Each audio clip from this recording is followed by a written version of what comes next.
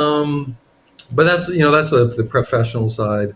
Probably more interesting now. The things that are going on is sort of my on my hobby side. So my original degree was in exegetical theology, but I always had more of a philosophical interest, and have always kept it up to some degree.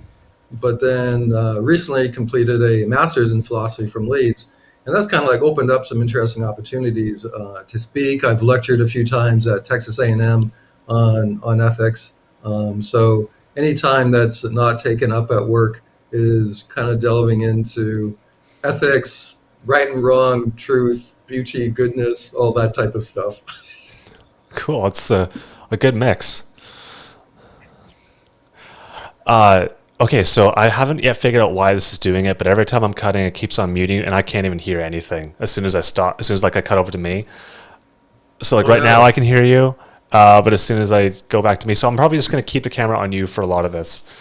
Just a little heads Okay. up. But okay, so you've had an interest in philosophy for a long time now, and you've got a pretty good background with like accounting and a lot of things that are, well, I could say they're more precise and a little bit more not synthetic. Yeah, that there's not so much room for there's not the same kind of like openness that philosophy gives. Like philosophy, you're gonna have to like assume and correctly that I know next to nothing about philosophy. So when you say that you're in it, I'm curious, like how do you have these two completely opposite, like left brain, right brain draws with like accounting and that kind of area, and then in philosophy, like where did these two things come from? Yeah, I mean that's a good question. So, I think originally my interest in accounting was extremely pragmatic. And that means, I did not pursue accountancy because it was the passion of my life, so to speak. I needed a job. It seemed stable. That it was nothing more complicated than that. But then once you get into the field, it's kind of like, the idea of accounting is actually quite broad. You can go into a lot of different things. So if you think about, kind of the stuff that you're alluding to, right? Preciseness, accuracy, how many dollars, how many cents do you have in the bank?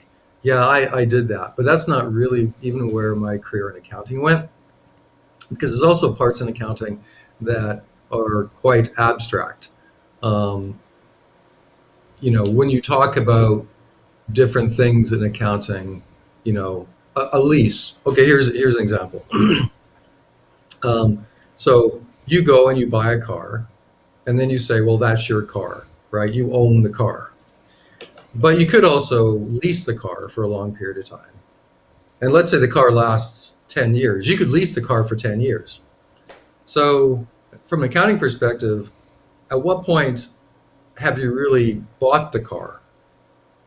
Because you're committed to it until it dies.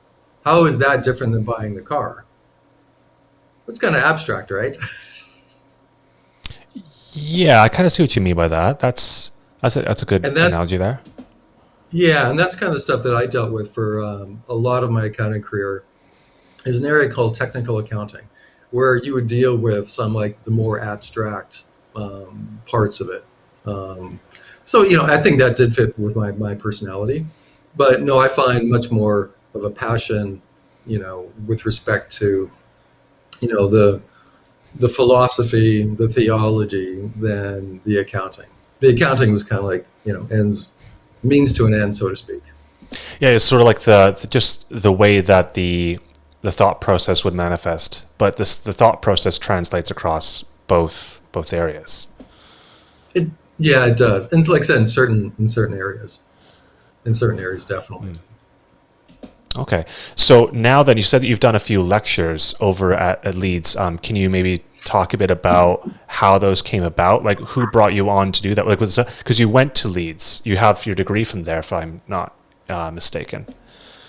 Yeah, so I did that via distance actually. So I did not actually go there in person. I had planned to go there for graduation, and then unfortunately, the COVID happened, and that did not occur. As far as lectures, so I actually did a podcast for Leeds based on my dissertation. my dissertation was on corporate responsibility, which we can talk about, but they really liked it. And they actually have a podcast on applied topics in ethics. And so they asked me to come on and basically talk about my dissertation. So that was very interesting. I enjoyed that. As far as the lectures, that is actually at Texas A&M. And through some colleagues, I happen to know a professor at A&M, and she asked me to go and give some guest lectures. So I've lectured 3 times there now on topics in ethics. So same type of area, and just loved it. Particularly the last one was interesting because the last one was a Zoom lecture, and it's not the same. No, you got to have them in the room.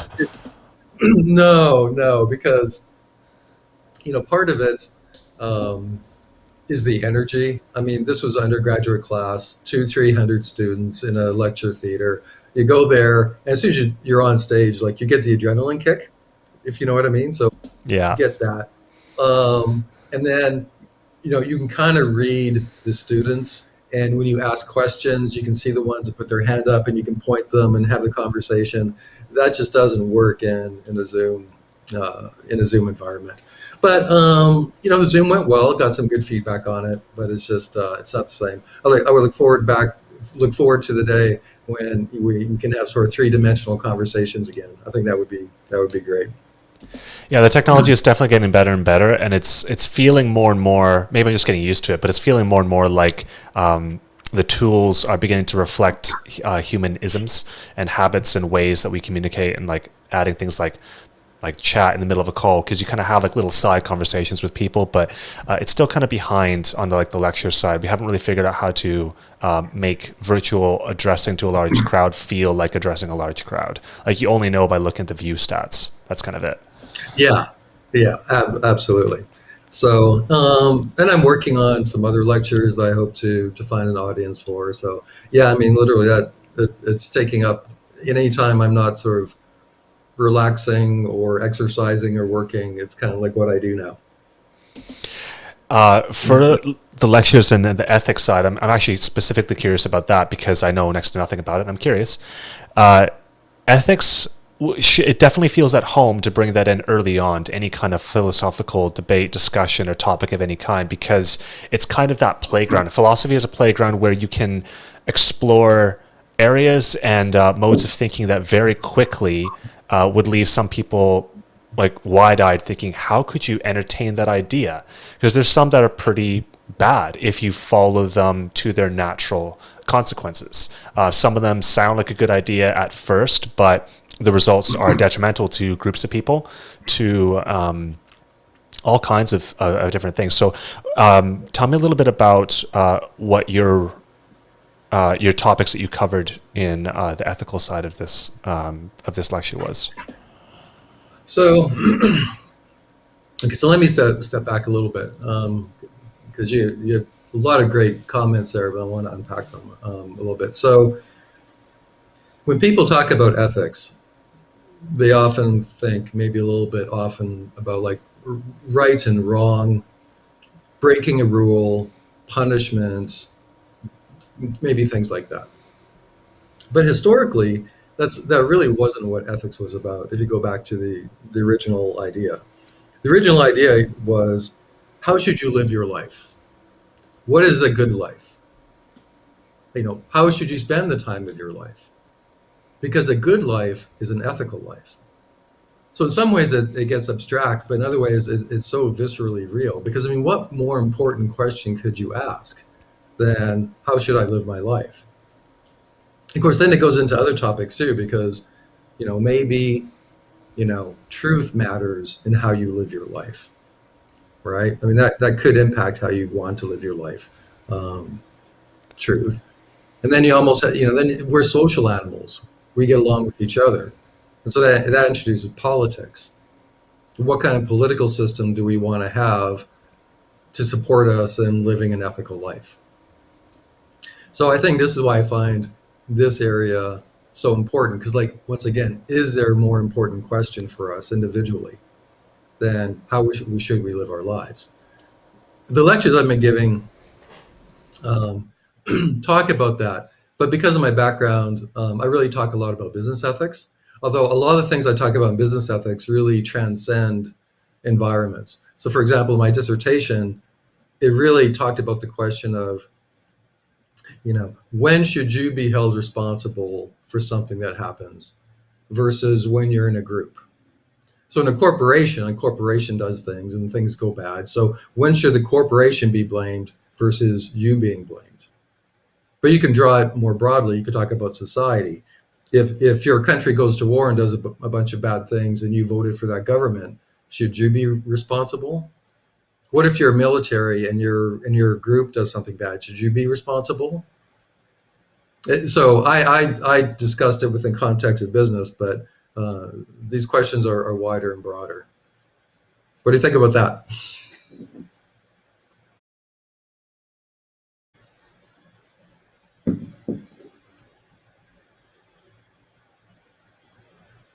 Also, my microphone died apparently. This is going really well. I like that you. Sorry, I'm just going to leave on your camera for a little bit here.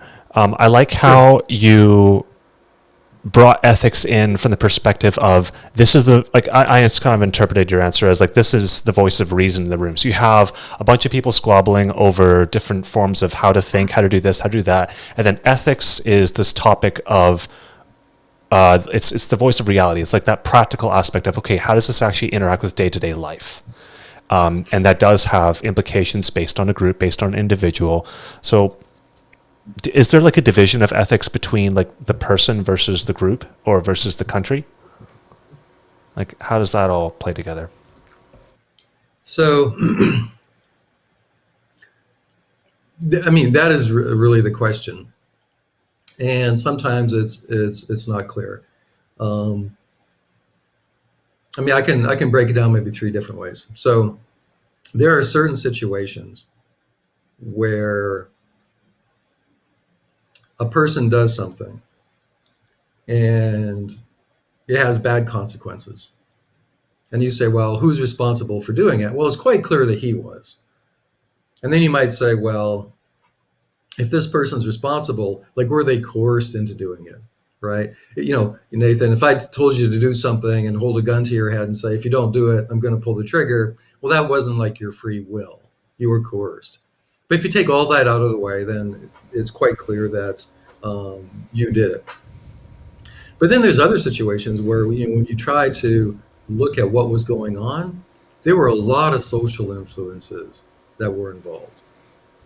So there's one interesting example that I've given in a lecture. It was called ash lines. So this was an experiment that was done, and the psychologist had one line on the left and like three lines on the right. And the question was, which line on the right is the same height as the line on the left? And this was like very clear. I mean, there's no illusion here. It's very, very clear.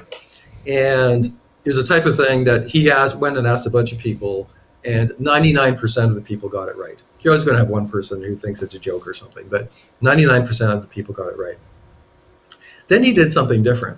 He asked people in groups. So I forget how many, but there was a number of people, and he'd ask a whole bunch of people, and then he'd go to you, and he'd ask you that same question. The interesting thing is everyone before you was an actor, and they gave the wrong answer. If you were the last one in the row and everyone before you gave the wrong answer, you tended to give the wrong answer 75% of the time. That is interesting with the peer pressure aspect of it. Exactly.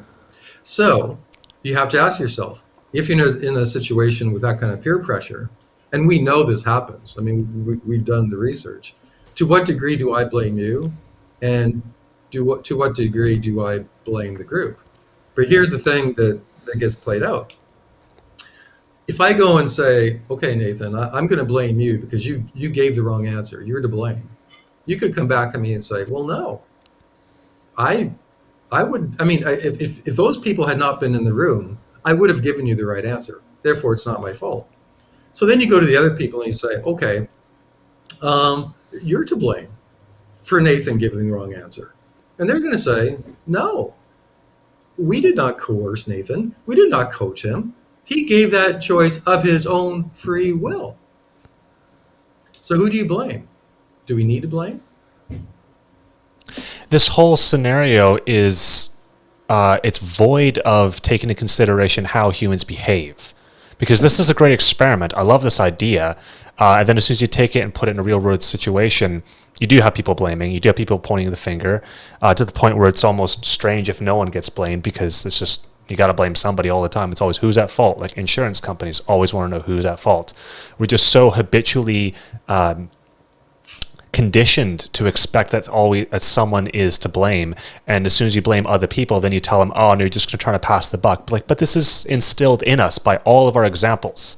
So just in the same way how you say all the people before the last person in the room were actors, I kind of lost my train of thought there. But in that condition, like they're being led to give the wrong answer based on peer pressure. So if we live in a world where we're surrounded by people who are perhaps doing the wrong thing, the more immoral thing, or the self-interested thing that doesn't help the group but it helps them individually, then that becomes a habit that we learn just by association, by being around it. And so that becomes instilled as repeated behavior. But also I suppose it's difficult to prove who the actors are, because that person didn't know that they were actors. No, it did not. But the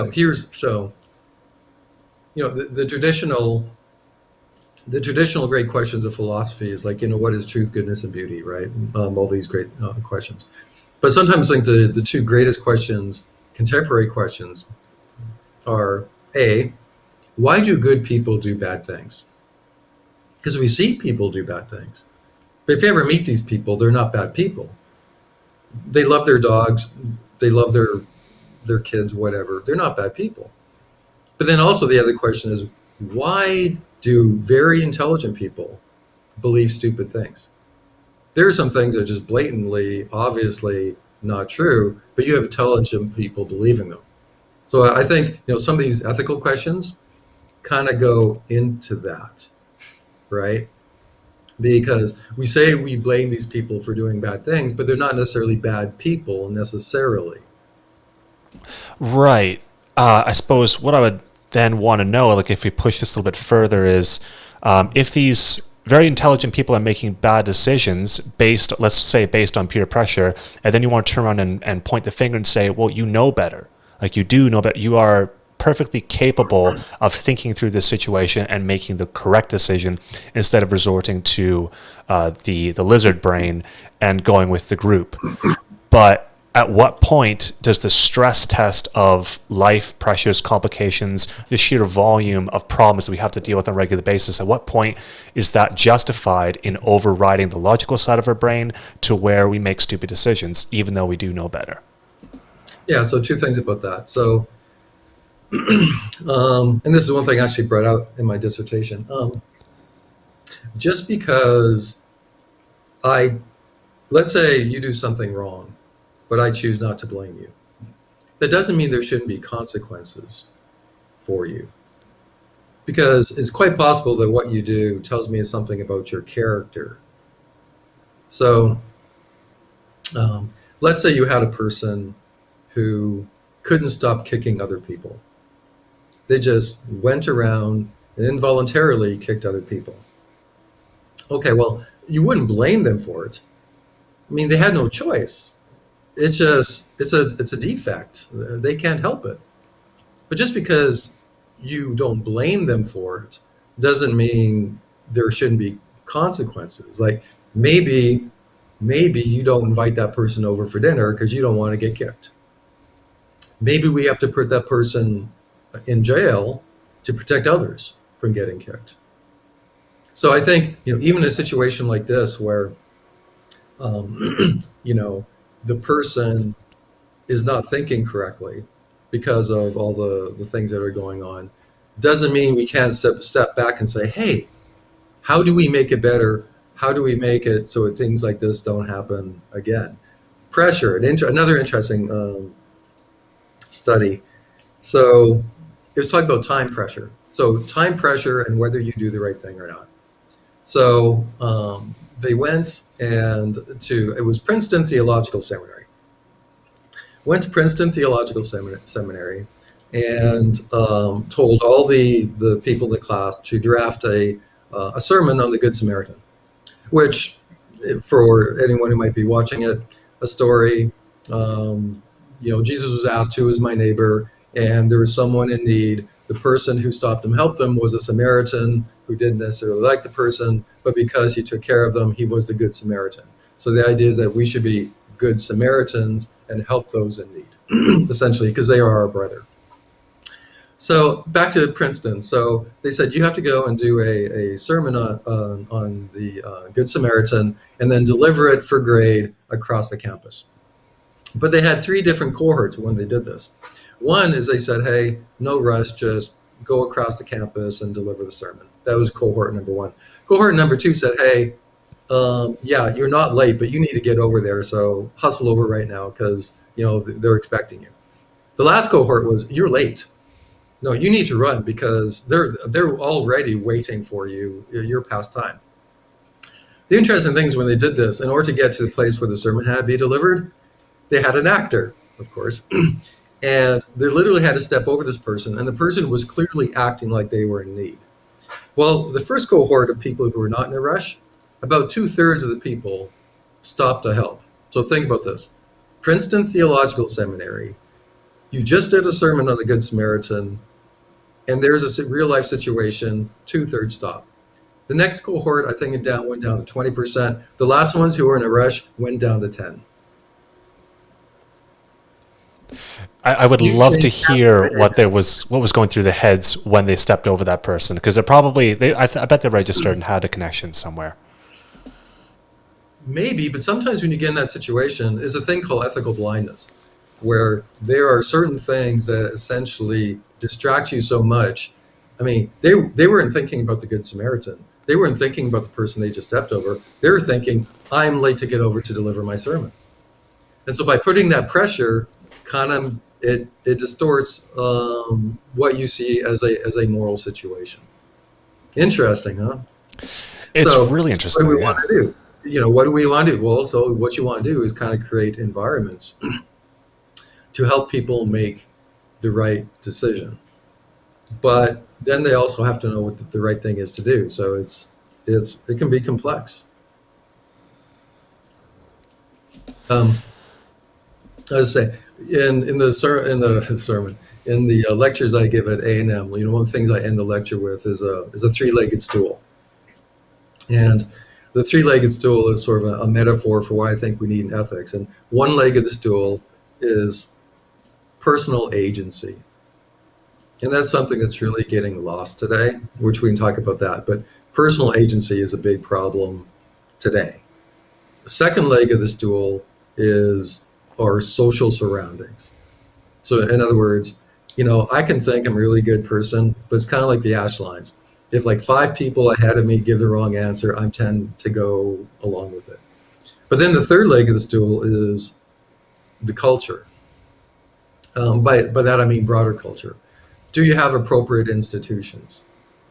Because you might try to create a good company or a good community, but if the broader institutions don't support you, if you don't have the rule of law, if you don't have law enforcement, if you don't have all of these great liberal institutions that have worked for so well for so long, imperfectly, then it's going to be really hard to do the right thing. So those 3 legs of the stool, you kind of all need them to work. And once again, it's not perfect, but it's definitely a good path forward. Yeah, I like how you call it a stool leg as well, because that's a nice visual to kind of kibosh any such ignorant question as to, well, which is the most important, because that's ridiculous. Yeah, and it's kind of interesting because like after I lecture, they always all the students give you cards, and they're required to do it, and most of them are just obligatory. But every so often, there's a few that are meaningful. And I've gotten a few people who have said, I will remember the stool, which is kind of cool. I love the stool analogy. Like, actually, that was first introduced to me by my dad back when I don't remember how old, quite young. But he first told us about how a four-legged chair is actually never stable. There's always like an imbalance of where things are leaning. So the three-legged stool has always like kind of been burnt in my memory. It's like, oh, that's a cool way to look at things. Like something about threes. Yeah, yeah. You're right. You're right. Real quick about the whole, like going back to the consequences thing, I like the theoretical figure who can't stop kicking people. Yes, there are consequences. There's natural consequences. I don't know if there's like a term to differentiate between natural consequences and conscious choices made by other people in response to an action, which I suppose is one way of saying a consequence, but someone else chose to make the action or the choice that they did, such as arresting someone and putting them in jail for repeatedly kicking people, again, still living with the same idea. So I suppose this might be I don't know if this is your area of expertise or not, but where do lawmakers take in these two forms of reaction into the consideration when they're picking or making like consequences or laws or penalties for certain actions? Like which ones are just natural consequences and we just let that be, and which ones do they need to add or synthesize some kind of a reaction? Boy, those are good questions. So historically, the legal system was based on a certain view. And that view is that when something goes bad, you have to find someone to blame. It's like what you were talking about, a few minutes ago. And it's almost like you have to find someone to blame. The explanation that I give, that you could have a situation where something goes wrong and you don't blame someone, that's almost not acceptable because it's embedded within the legal framework. And then once you find someone, you have to go and punish them. It's still our legal system still has a certain sort of tribal retribution character to it. And that's not good, because it ignores the fact that when you have some of these situations, there are cultural things that are not reflected in the free will of the person who did it. So it's almost like you need to understand what the situation was, but we still need to respond. So like when you talk about natural consequences, right? That is something like, a storm comes and blows away your house. And we say there's no one to blame, so we call it an act of God. Well, we don't blame God generally, but or sometimes we do, but we call Yeah, sometimes we sure do. Sometimes we do, but we call it an act of God, right? But that's a little bit different, say, than when something happens and we have to morally decide how we're going to respond to it individually or as a country. So then we have to say, what is the moral reaction to this? Do we put the person away? Punishment probably doesn't do a lot. How can we help them? What is the real cause of it? Because I think sometimes that is the biggest thing. We don't spend enough time to actually understand the causes of unethical behavior, and therefore our responses are inadequate. In the situation where there's not really anyone to blame, or let's say the situation is something where somebody does something intentional and results in something painful or bad for someone else, but let's go back and add in another situation where like 5 people ahead of them did something bad, and now they are feeling the pressure, even though there was no coercion to make them do something bad. They did it. And have you ever seen that influence, say, the observers, the people around the town, the village, the city, whoever it is, who observe this thing or hear about it, read about it, watch in the news, if they are crying for a penalty and then they're enlightened as to more of the situation, does that cry for justice ever die down, or does that get or pushed aside as, no, this is no excuse, we still need to see some form of punishment?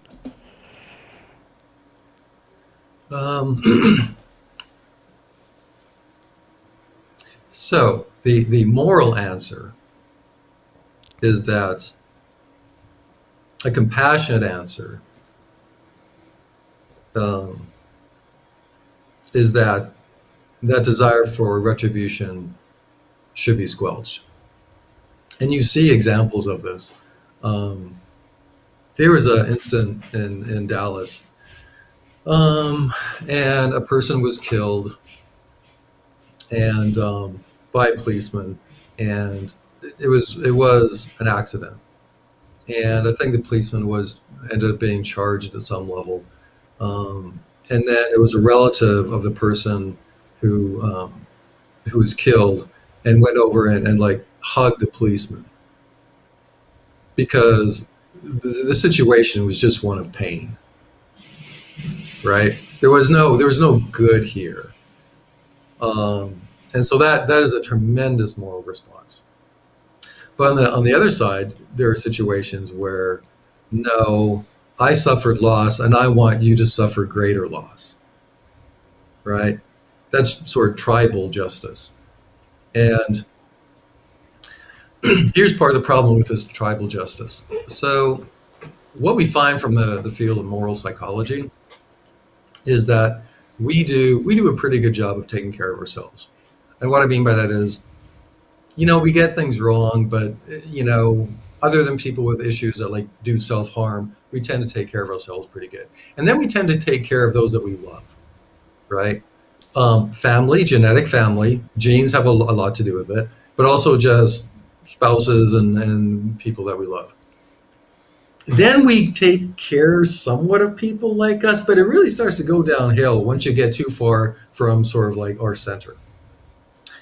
So why this is important is that when you get people who are different than you, what we need to do is try and bring everyone together. And if we're going to bring everyone together, then you really have to start to emphasize our common humanity.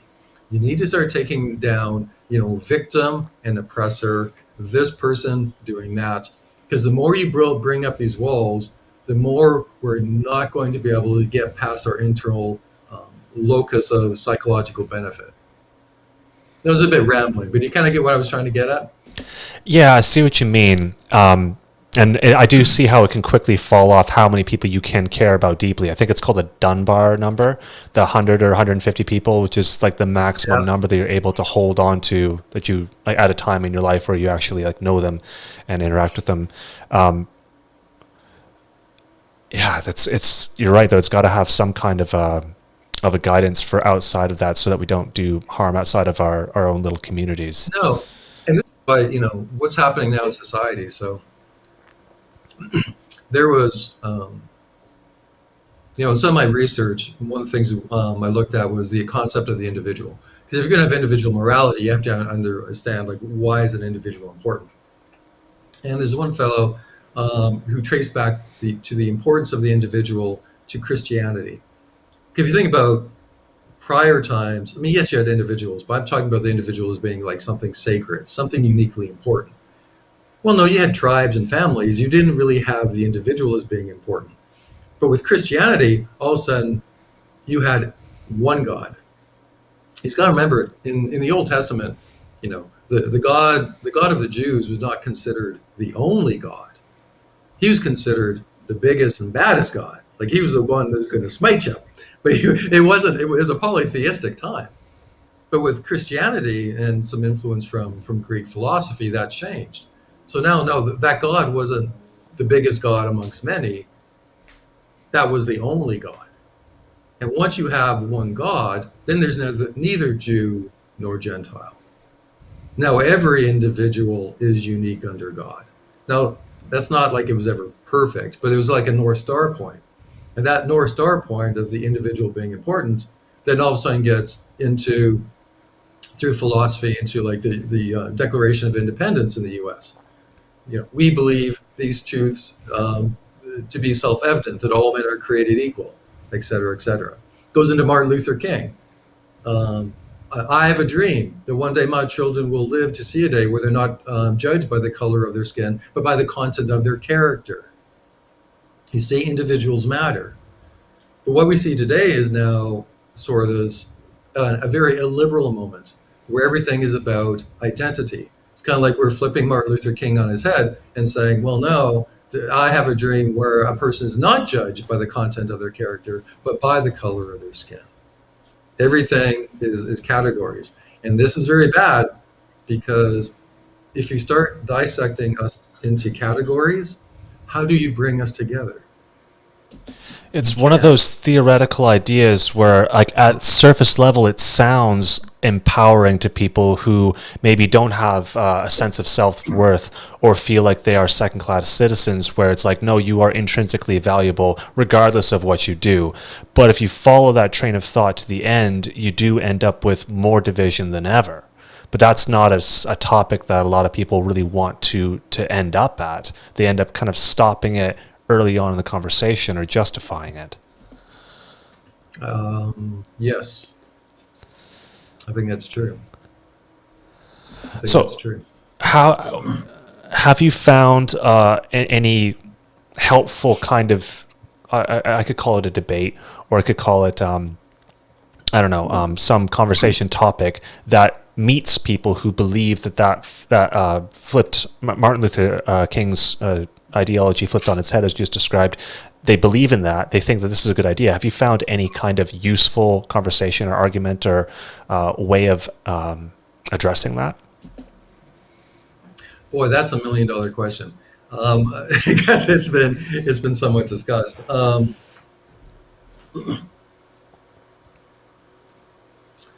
I would say at this point, I have not, because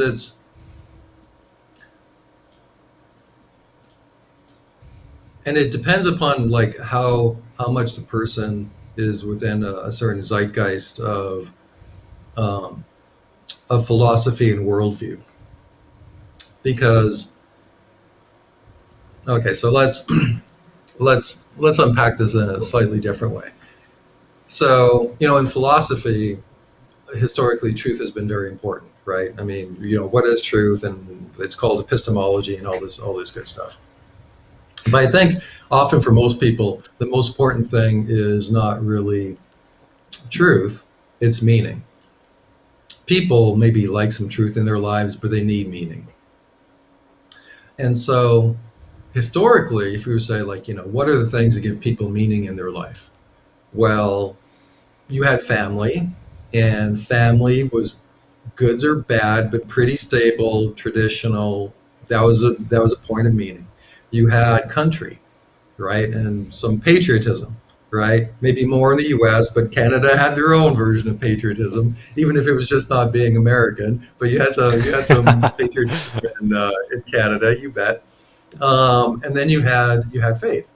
And maybe you didn't go to church every Sunday, but you still identified with a church group. You probably still went to church, to synagogue, or mass every so often. And so these sort of three things, to go back to our three-legged stool, kind of gave meaning to a lot of people. Okay, so that kind of makes sense, I think. So where are we today? Traditional family. How many divorced people do you know? I know several. That's not uncommon.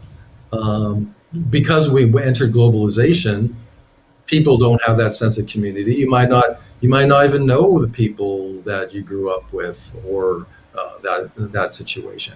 The patriotism is not like it used to be. I mean, you have certain ideas, at least in America, that blame every problem on the globe to the United States of America. Totally irrational. I mean, just I was saying any country is perfect, but this thing that every conceivable problem can be attributed to American capitalism is just insane. And no one's going to church anymore. Obviously, I'm exaggerating, but I saw that, I think in the U.S., there are many people now identifying as atheists as go to mainline denominations. Tremendous numbers.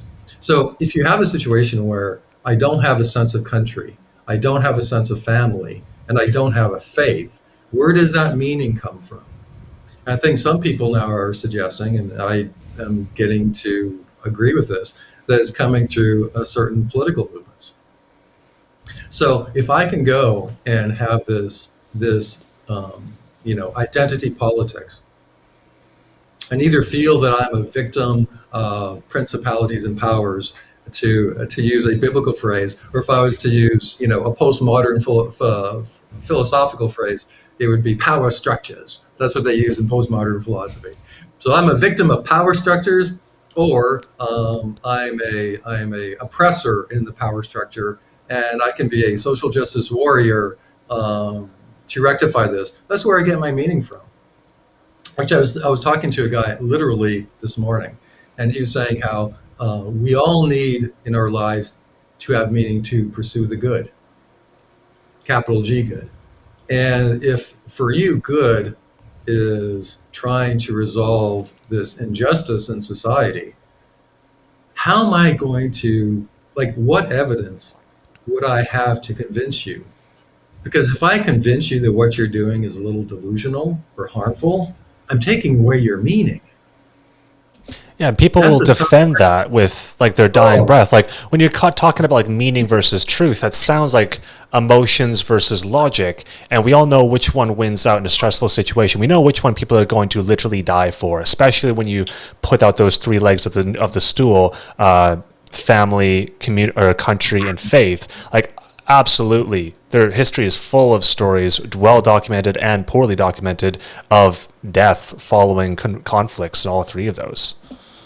Yeah, I mean, Nathan, think about this. So think about, some of the people that some of the people that we know, very firm believers in what you might call a very conservative Christian orthodoxy. And let's say all you want to do is convince them that there's really only one God and the Trinity doesn't exist. You can almost believe in anything else, but just there's no argument you will ever make, because that is so much a person, what gives them meaning. To convince them otherwise, you're taking meaning away from them. Now, we do know that people change their mind on things like this. But, your question is, what argument do you give a social justice warrior, atheist, whatever, that what this person is doing is incorrect? It's not a logical discussion. See, if it was a logical discussion, that's easy actually. That's you can show that the idea of liberalism, and by liberalism I don't mean Canadian Liberal Party, I mean liberal in the European sense of the importance of the individual, that holding that as a guiding principle has resulted in continuing flourishing for humans.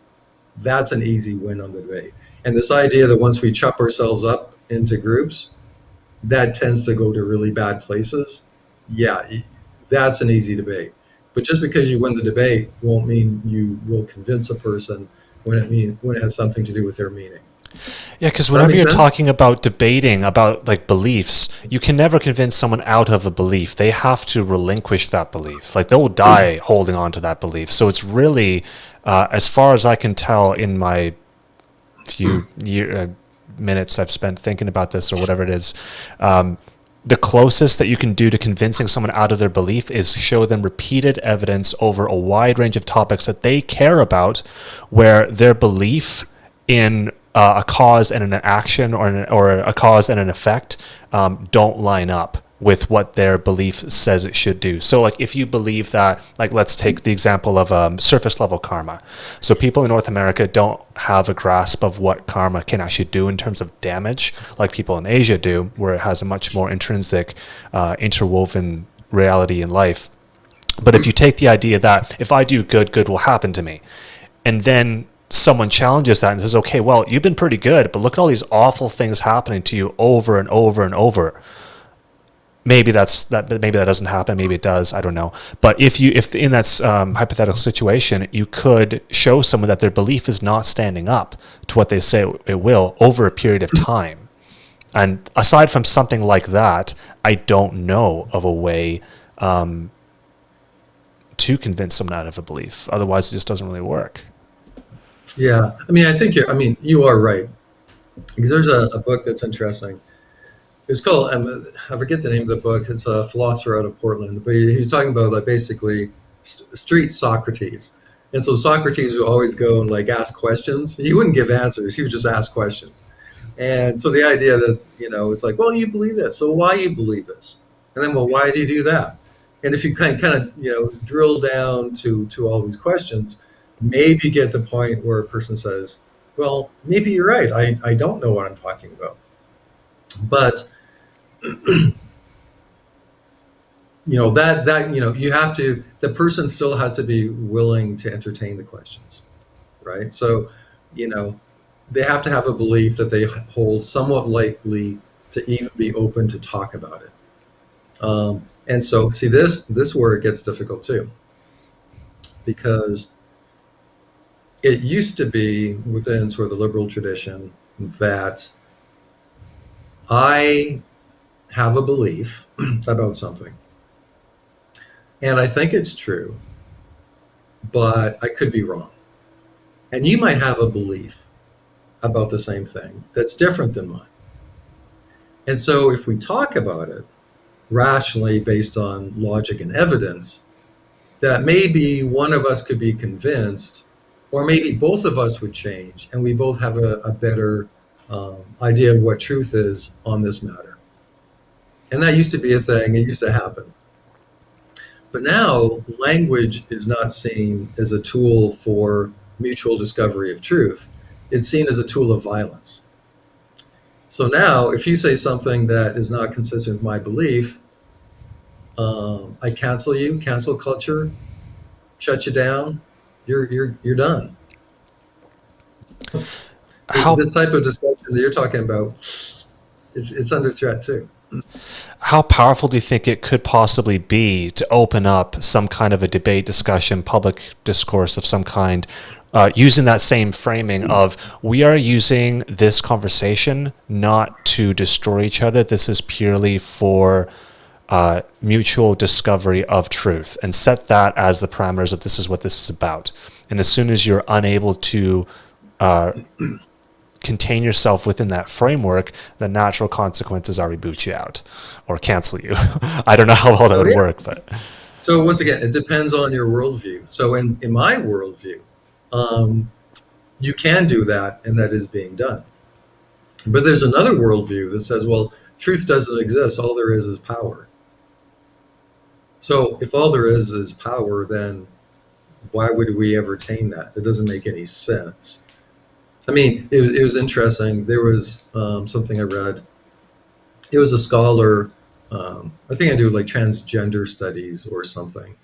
And she was invited to a conference to speak with some other people. And the idea was kind of like what you suggested, is that, different views on a matter to discuss it.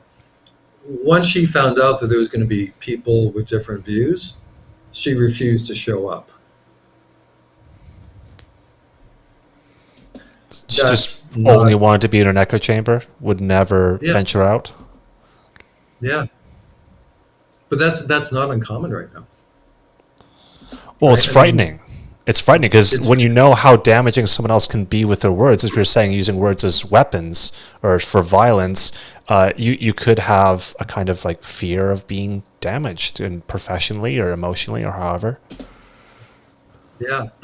Yeah. So some of the stuff, sometimes I wonder if I'm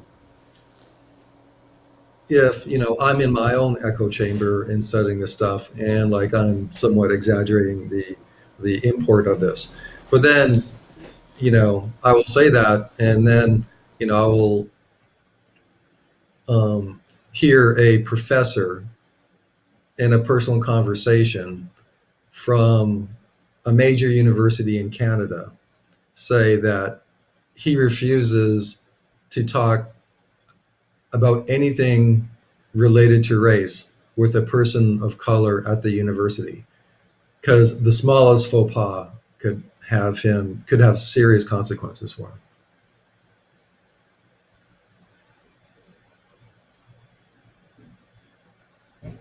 I don't think So that's good. no, I agree. I don't think that's a good thing either. And like to deny having a conversation about this kind of stuff, yeah, that just doesn't help anything. Like No. I've heard it said. Sorry, my camera's being weird again. I've heard it said that there's really no fix for hate speech aside from better speech. Like you don't fix hate speech by shutting it off. You fix it by talking about it, unpacking it, understanding it. And once you understand something, then you can decide to ignore it. But if it's having a negative effect and you don't understand it, then you can't really do much about it aside from trying to stop it. But that doesn't fix the problem in this case. Yeah. So the hate speech thing. So here's the issue with hate speech. So if you really don't like me, but we create laws that stop you from saying that you don't like me under threat of punishment. The fact that we stop you from saying that you don't like me doesn't make you like me. All it does is means that you don't like me and I don't know about it. I would think that it would be helpful if I knew that you didn't like me. Because maybe we could talk it out and you'd find that you do like me. Or maybe I could avoid you. But nowhere do I see some great benefit in me not knowing that you don't like me because we just canceled your speech. Right, it's about as helpful as just painting over like a mold spot in the wall. It doesn't fix it. It just means you don't see it anymore, and it probably just gets worse. Yeah. I mean, it's not ethical. It's not logical. The other thing is, it used to be that you had such things that were like truly verbal aggressions, and they were bad. But then you had, uh, and verbal aggressions, one of the characteristics, other than being verbal aggressions, they were usually had intent. So I said something with the intent to hurt you with my language. That's pretty significant stuff. And usually when you talk about verbal aggression, there'd be something where, we could ask the question, well, I understand that you felt harmed, but we say, well, morally, should you feel? Because just because you feel harmed doesn't mean you should. So we could ask that question. In this situation, yeah, I mean, intent, verbal aggression, yeah, someone's to blame. But then you get to see what we call microaggressions, where, okay, should you feel harmed? And sometimes, see, microaggressions used to be called what was known as a faux pas sometimes. A faux pas would be something that someone said with no intent, that was minor, that was just, perhaps inappropriate. I'm at a dinner party in Houston. Someone makes a joke about Canadians trying to be funny. They don't know I'm from Canada. No intent, no great harm. Probably wouldn't have even said it if they had known it hurt my feelings. That used to be known as a faux pas. But now you see in some realms, there's no such thing as a faux pas. Everything is an aggression. And if there's an aggression, you haven't have a victim and someone who committed the aggression. Once again, it's driving people apart. And now, intent doesn't matter in some realms. If someone says something that harms someone else, they're to blame regardless of the intent of their speech. So once again, I think from a moral perspective, some of the stuff that you see happening around this, right? Intent doesn't matter. Microaggressions, things like this. It's not positive. It's not positive. What do you think? I fully agree that is not positive at all. And the idea of redefining a faux pas as a microaggression, to me, what that screams is the death of nuance, which, if you wanted to be loose in your synonyms, could be also worded as getting dumber as a society, or at the very least not celebrating careful consideration or any kind of meaningful thought. So here's the question then that because I'm going to have to wrap this up pretty soon, unfortunately. I've been really enjoying this. Yeah, me too. But my question now is, at some point, this is new. At some point in your life, you've never heard of this and you're exposed to this for the very first time. And I don't know if this is going to be the podcast that is that moment for somebody, but let's pretend that it is. And let's say the person who is exposed to this for the first time is not taking offense at maybe having some beliefs that they've held onto for a long time being questioned and dashed to the ground, or called the death of nuance. What are some first steps or places that are like easy to try out in exploring, opening oneself up to nuance, or thinking about these things in different ways, and not just like, well, this happened, so we must do that, but instead following those actions further down the line? Where's a place that someone could start? Well, yeah, you ask great and complicated questions. You're welcome. So it's almost like that's a little bit hard because you need to know kind of where the person is at and what their background is. So, but I would say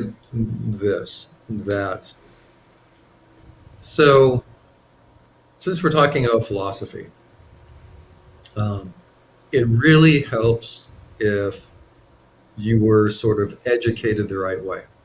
And what I mean by the right way could be like your family, what your dad taught you. It could be the school you went to, some teacher, and that taught you how to think correctly. This is not a sense of indoctrination. It's that in the sort of the liberal sense that if you get taught the right way, then when you come across bad ideas, like the lack nuance or things of that nature, it's kind of like a vaccine. You can still maybe get sick, but it helps you differentiate the good ideas from the bad. So which is quite possible right now, you've never developed some of these ways of thinking well, well, you need to do it yourself. So how do you do that yourself? Well, this is where it gets a little bit to kind of like how you find this. So, if the issue you're struggling with is identity politics, then you need to read some good books on what it means to be human, liberalism, the value of the individual distinct from a group. If your issue is in ethics and you're concerned, what does ethics mean? Well, I think you need to go back to Aristotle and the idea of well-being. And what does it mean for a human to have well-being? And see, once you immerse yourself into these great ideas, right? Mortimer Adler had these the great ideas of Western thought. And once you start to immerse yourself the right way, then all of a sudden he said, oh, you start to learn nuance. I know that's not a quick and easy answer, but I think the question you pose is so deep that there is no easy answer to it.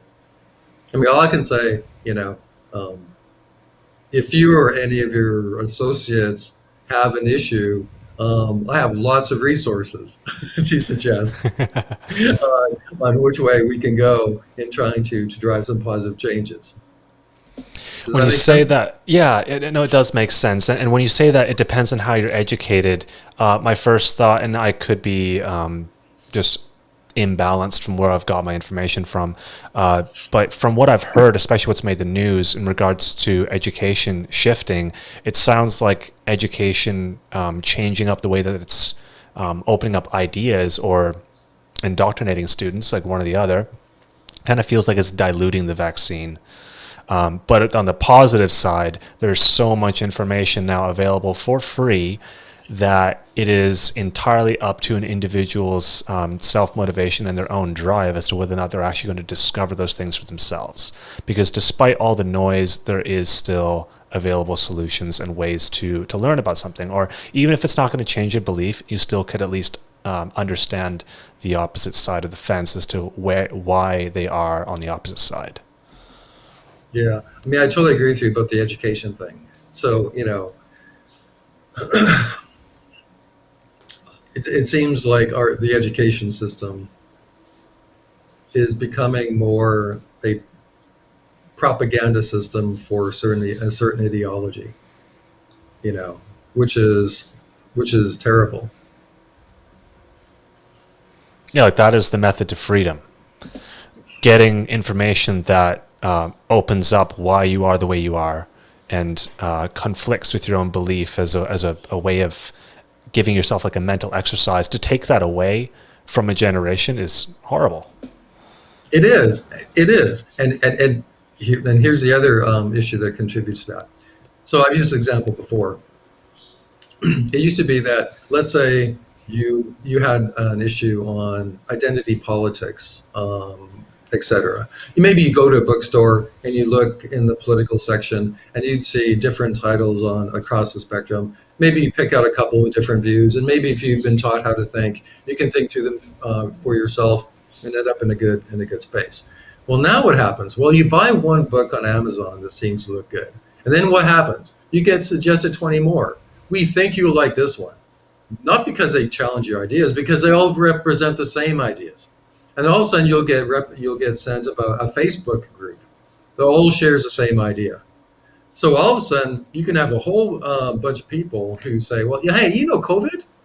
Oh, that's a myth.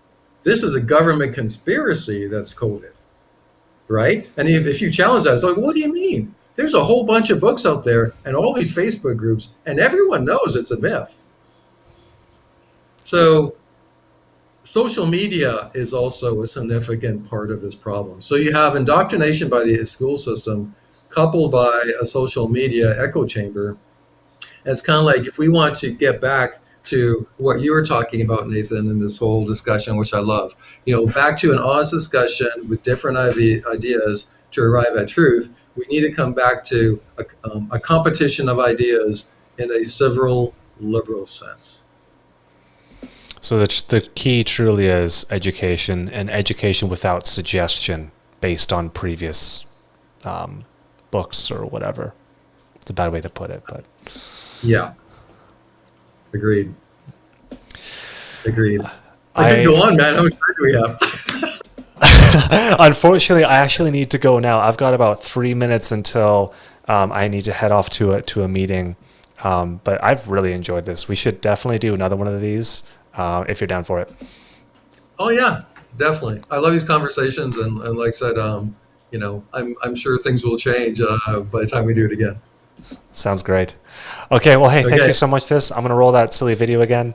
And until next time. Hey, take care. Okay, bye-bye. Oops, that went well. You know what? Here we go.